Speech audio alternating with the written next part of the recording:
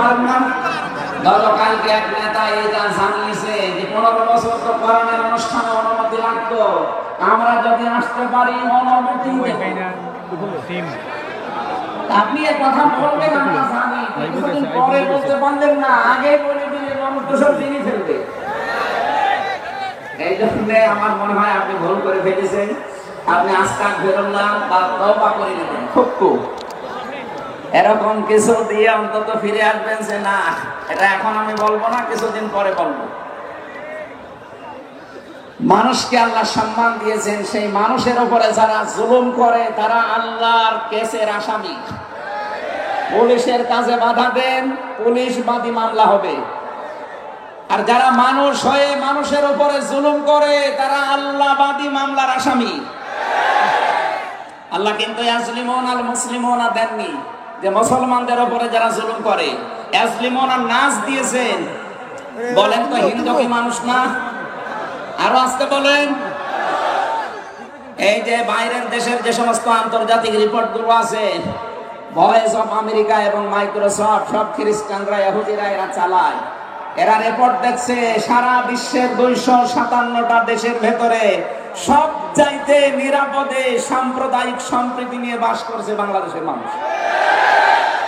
অথচ এই 54 বছর মিথ্যাচার করে বিশ্বের বড়দের কাছে আমাদেরকে অনেকে কালার করার চেষ্টা করেছে। তারা এতদিন মানুষকে শুনিয়েছে বাংলাদেশে সংখ্যালঘু নির্যাতন হয়, এটা ডাহা মিথ্যা কথা।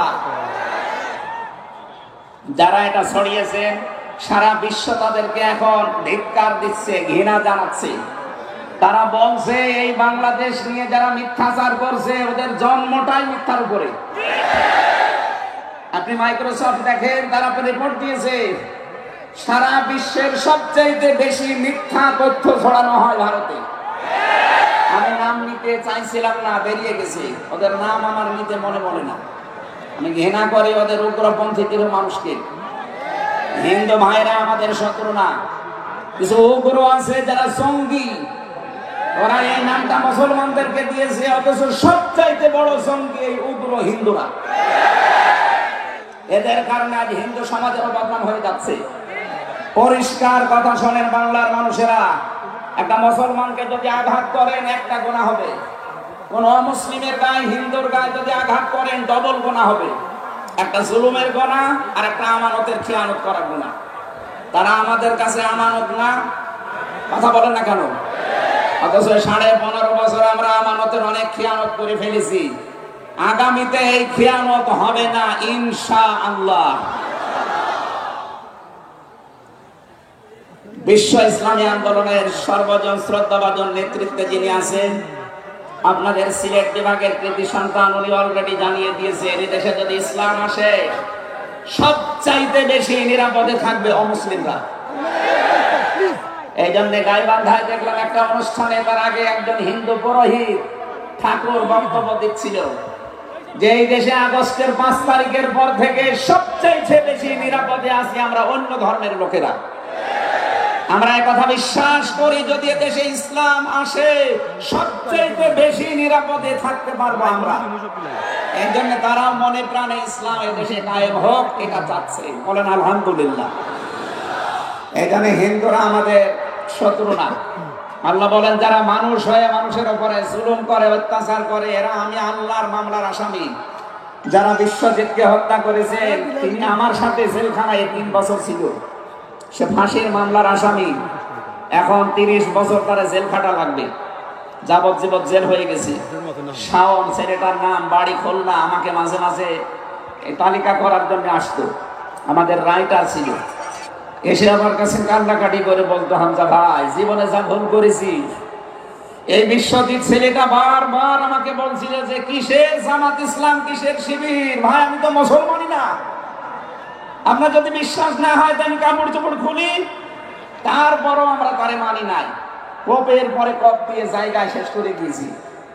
এখন এই যে আমার মা বাবা আমার পরিচয় দেয় না, এমনকি আমার যাদের কথা মতো কাজ করেছিলাম তারাও আর কোনো খোঁজ খবর দেয় না। 30টা বছর এখন আমার জীবন থেকে নষ্ট হয়ে যাচ্ছে। উনি আমাকে জানিয়েছিলেন, এই জন্য আমি বললাম।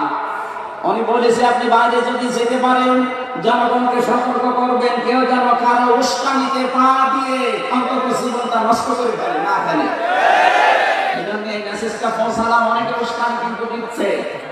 আগস্টের 5 তারিখের পর থেকে উস্কানি আরম্ভ হয়েছে বাংলাদেশকে বিশৃঙ্খল করার জন্য বিভিন্ন কায়দায়। একটাও হালে পানি নেয়নি। এখন আবার অন্য একটা নতুন ফর্মুলা আরম্ভ করেছে, এটাও হালে পানি নেবে না ইনশাআল্লাহ।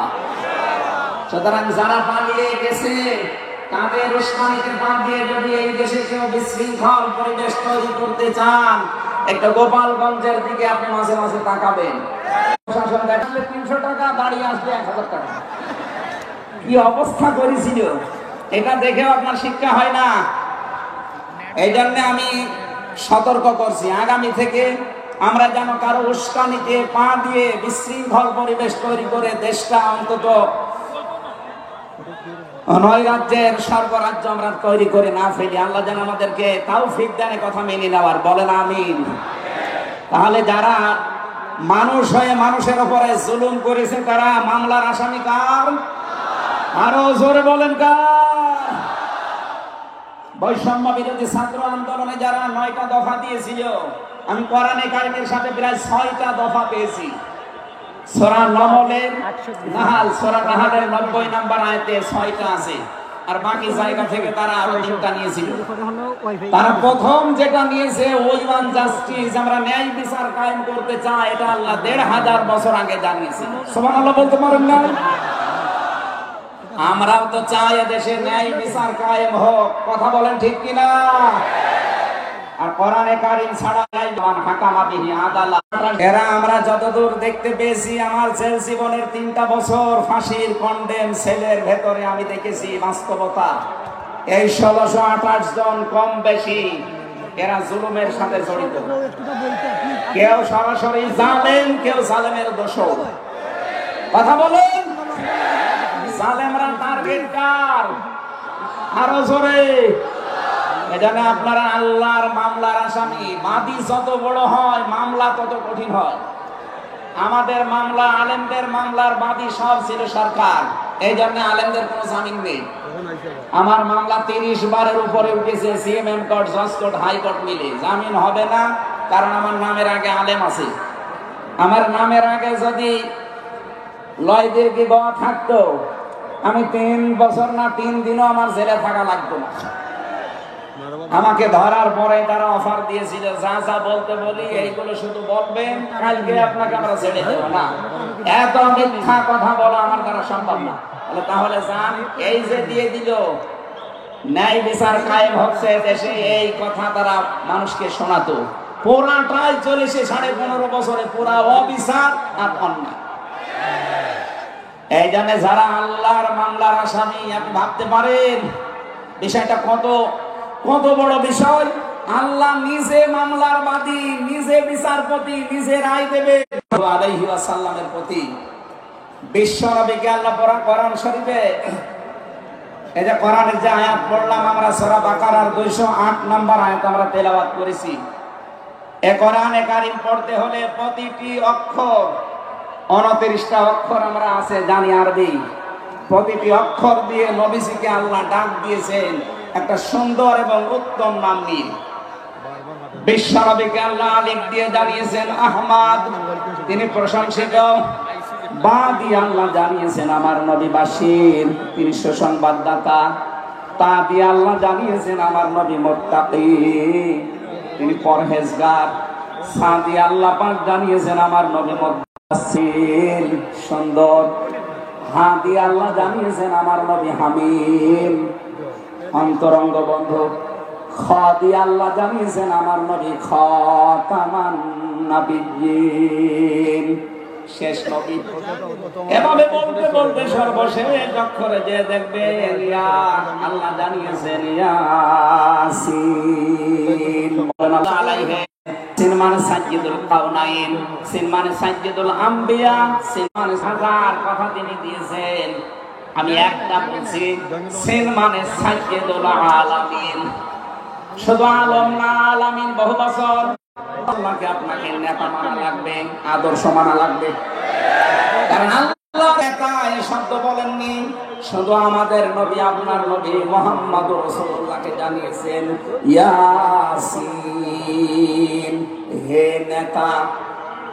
আয়াতের তাফসীরে আমি আরেকটা আয়াত পেয়েছি সূরা হুদ 12 নম্বর পারা 12 নম্বর পৃষ্ঠার প্রথম নম্বর লাইনের 98 নম্বর আয়াত। এটা তাফসীরে ফি জিলালিল কোরআনে পাবেন। আমি সামারাইজ করে বলছি, যদিও ফেরাউন সম্পর্কে এটা নাযিল হয়েছে, সাইয়্যিদ কুতুব রাহমাতুল্লাহ আলাইহি তাফসীর করতে গিয়ে তিনি লিখেছেন, যেই নেতা জাহান্নামে যাবে কিয়ামতে, ওই দলের নেতার যত অনুসারী আছে, যত মানুষ তাকে অনুসরণ করত, সব অনুসারীরা তার সাথে জাহান্নামে যাবে। এটা বাংলাদেশের সাথে খুব দরকার, এজন্য আমি সতর্ক করলাম। নেতা নির্বাচন করবেন, যাওমাহু ইয়াউমাল কিয়ামাতি ফাআউরাদাহুমুন নার ওয়া বিসাল বিরদুল মাওরুদ। জোরে বলেন আল্লাহু আকবার। আসিলের মাসে সারা বাংলাদেশে সত্যি বলছি, যাদের নেতা ঠিক নেই, ওই নেতা যদি জাহান্নামে যায়, আল্লাহর কসম আপনাকে ওর সাথে জাহান্নামে যাওয়া লাগবে। নেতৃত্ব দেওয়ার জন্য বোন বললাম কয়টা? বলেন বলেন। আপনি সূরা বাকারার 247 নম্বর আয়াতটা দেখবেন। আল্লাহ নিজে জানিয়েছেন এই পৃথিবীতে যদি আপনি যাকে অনুষ্ঠিত হবে এবং জ্ঞান সামনে কেউ দিতে চাইলে তাকে জ্ঞানী হওয়া লাগবে, আসমানের জ্ঞানী হওয়া লাগবে, তার জ্ঞান লাগবে।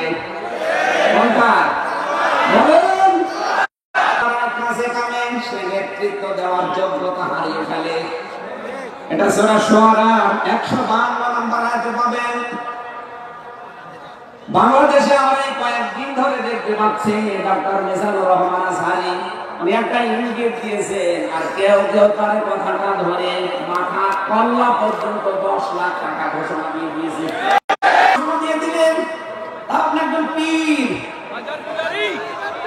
এটা পীর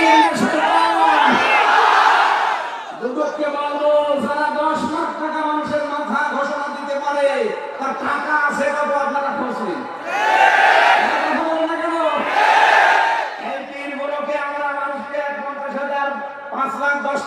কম্বল বিতরণ করতে দেখি না এই শীতে, মানুষের মাথা চায় 10 লাখের বিনিময়ে। কি হয়েছে? সে একটা অসংলগ্ন কথা বলেছে। এই কারণে আপনি 2 ঘন্টা কথা বলেন তো আমি আপনার 50টা ভুল ধরবো। আমরা 1.5 ঘন্টা 2 ঘন্টা কথা বলে একটা সিমিপট টান হলে সেইটা নিয়ে এই যে কেরামান কাতিবিন উনি একটা কি বলতেছে বলে ফেলেছে। আরে ভাই আমাদের বয়সই কত? আমার বয়স এখন 33, মিজান ভাই আমার 5 বছরের বড় মাত্র। এই সব মিলে নাই তার 38-40 বছর হবে। এখনো তো নবুয়তের বয়সে আমরা পাইনি। কথা বলে না কেন? নবীকে আল্লাহ 40 বছরের আগে নবুয়ত দেয়নি, আমরা তো সে বয়সে এখন মানে পার হতে পারিনি। 2-একটা কথা এদিকে ওদিকে হলে আপনারা মাথা 10 লাখ টাকা, মাথা কি এত ফ্রি? বলেন। কেউ কেউ অলরেডি আবার বলেছে এরা ধর্ম ব্যবসায়ী। এই কথা যেই লোকটা জানিয়েছে মিজানুর রহমান আজহারীর নাম নিয়ে, যে এটা ধর্ম ব্যবসায়ী, কারণ মিজানুর রহমান আজহারীর নামের আগে একজন আলেম লেখা আছে, আল উলামা ওয়ারাসাতুল আম্বিয়া, আলেমরা নবীর ওয়ারিস। এর কথা বলেন না কেন? অনেক বড় দায়িত্ব তার। মিনাল্লাহ নবী জাবাদি, আমি শেষ নবী, আমার পরে কোনো নবী নেই। অথচ আদম নবী থেকে শুরু করে হযরত ঈসা নবী পর্যন্ত আমরা দেখেছি এক নবী শেষ হওয়ার পরে আর এক নবীর উপরে এই দায়িত্ব এসে পড়তো। উম্মতের দায়িত্ব ভার নবীরা নিত, কিন্তু এখন তো নবী নেই। যেহেতু আমার পরে ওয়ারাসাতুল আম্বিয়া, আমি থাকবো না কিন্তু আলেম থাকবে, এরাই আমার ওয়ারিস, এরাই আমার স্থলাভিষিক্ত। নবীর উপরে কথা বললে যেমন আমল আখলাক আল্লাহ নষ্ট করে দেয়, আলেমদের বিরুদ্ধে আলেমদের উপরে কখন যে নষ্ট হয়ে যাবে আপনি টেরও পাবেন না। এই জন্য মাঝে মাঝে তাই আমার আল্লাহর সাথে কথা বলে, কথা বলেন না কেন?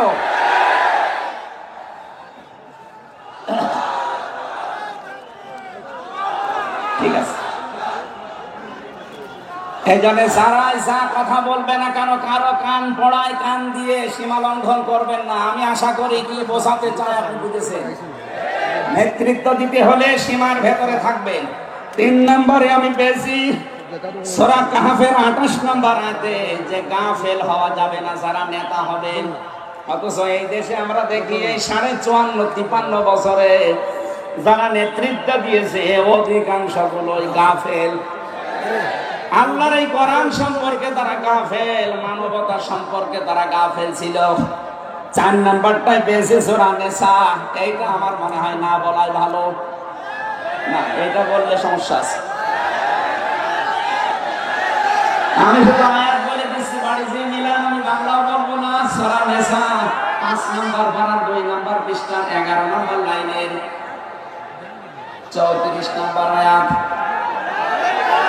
আল্লাহ রাব্বুল আলামিন বাংলা বলবো, আর রিজালু কাওয়ামুনা আলান নিসা,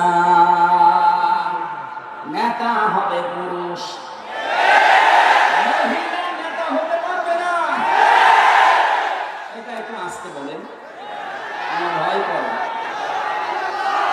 এই জন্য আমরা সামনে যারা নেতা হবে তারা যেন পুরুষ হয়। কথা বলেন ঠিক কিনা? নবীজি জানিয়েছেন লাইয়ুফলিহা কওমুন, ওই জাতি কখনো সফল হতে পারে না যে জাতির নেতৃত্বে কোনো মহিলা বসে আছে।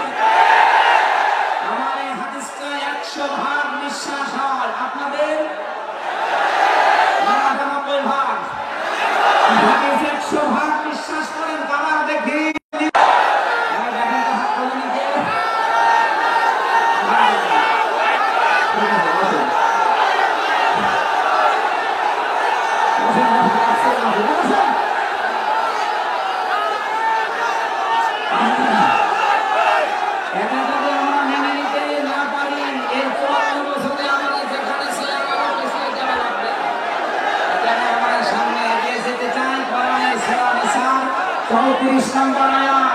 সামনে যদি নেতা হয় পুরুষ মানুষ হবে ইনশাআল্লাহ। বলেন ঠিক কিনা? 5 নাম্বার পেয়েছি সূরা বাকারা 124 নম্বর আয়াত।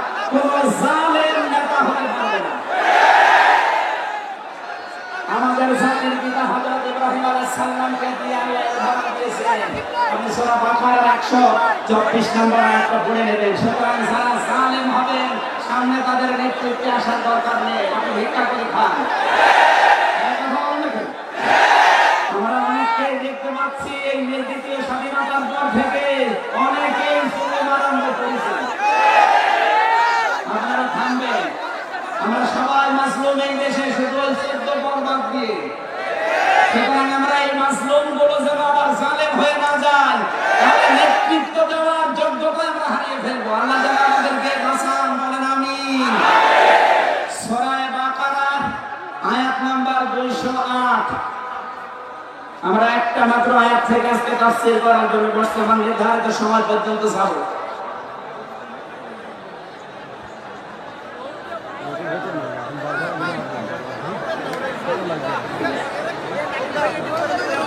জবান খুলে দিয়ে আগে পড়ে না, আউযু বিল্লাহি মিনাশ শাইতানির রাজিম, বিসমিল্লাহির রহমানির রহিম, ইয়া আইয়ুহাল্লাযীনা আমানু দুখুলু ফিস-সিলমি কাফা। এ পর্যন্ত থাক। যেহেতু ডক্টর মিজানুর রহমান আজহারি আর 20-25 মিনিট পরে চলে আসবে, এই জন্য আমরা এ পর্যন্ত থাক। 3 ভাগের 1 ভাগ আমরা পড়লাম। সূরা বাকারা আল্লাহ তাআলা ডাক দিয়েছেন ঈমানদারকে। কাকে বলেন তো? আমরা ঈমানদার না বেঈমান? ঈমান আনার আগে একটা কাজ করা লাগে। আল্লাহর ঘোষণা, ফামাই ইয়াকফুর বিত-তাগুত ওয়া ইউমিন বিল্লাহ। কেউ যদি ঈমান আনতে চায় তার প্রথম কাজ হবে সে যেন তাগুত ছেড়ে দেয়। এদিকে কি মানুষের চাপে,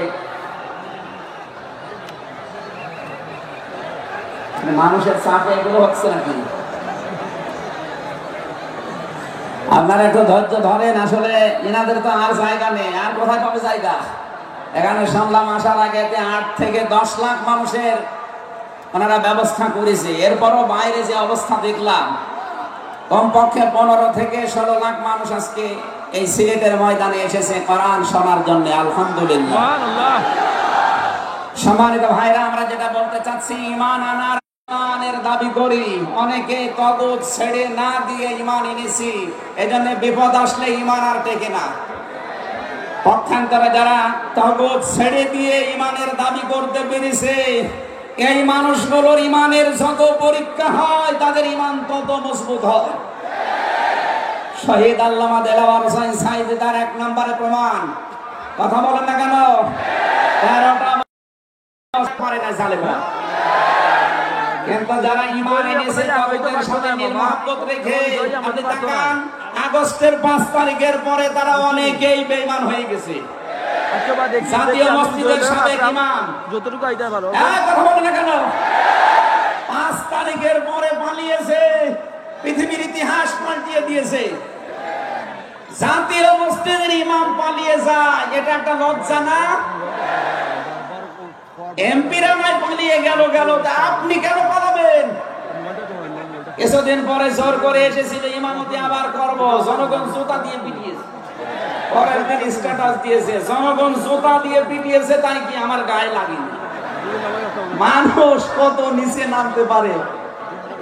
তার বাবা তো একজন ভালো মানুষ ছিল, একজন আলেম ছিল, কি এসেছে আল্লাহ জানে। একটা জালেমাকে সে নাম দিয়েছে কওমি জননী। এই নামটা যেই দিন দেয় সেদিন জেলখানায় ওনার নামে বদদোয়া হয়েছে। মাওলানা মামুনুল হক সহ যত আলেম নাম দিয়ে দিল কওমি জননী, আমাদের মাথা কাটা গেল। এরকম হাজারো আলেম, হাজারো পীর, হাজারো মুসলমানের দেশে ঈমান রাখতে পারে নাই, কারণ তগুতের সাথে সম্পর্ক রেখে ঈমানের দাবি করত। আল্লাহ বলেন ঈমান আনতে হলে আগে তগুত ছেড়ে দাও, এরপর ঈমানের দাবি করো। উদখুলু ফিস সিলমি কাফা, ঈমানদার যারা তারা প্রবেশ করো পুরোপুরি ভাবে ইসলামে। এখানে সিলমন বা সালমন, সিনের উপরে জবর দিলে হয় সালমন, মানে শান্তি। এখন আমরা যদি প্রশ্ন করি পুরোপুরি ইসলামে প্রবেশ করার অর্থ কি, কোরআন শরীফ থেকে আমরা ব্যাখ্যা বিশ্লেষণ দিয়েছি যে 5টা বিষয় যখন দেখবেন আপনার ভেতরে আছে, তখন বুঝবেন আমি পুরোপুরি ইসলামে প্রবেশ করেছি। জোরে বলেন সুবহানাল্লাহ। আমি তাফসীর থেকে যে নোটগুলো নিয়ে এসেছি তার 1 নম্বরে আপনি যখন দেখবেন যে আপনি আত্মসমর্পণ করে ফেলেছেন, 2 নম্বরে আপনার ভেতরে ইখলাস তৈরি হয়েছে।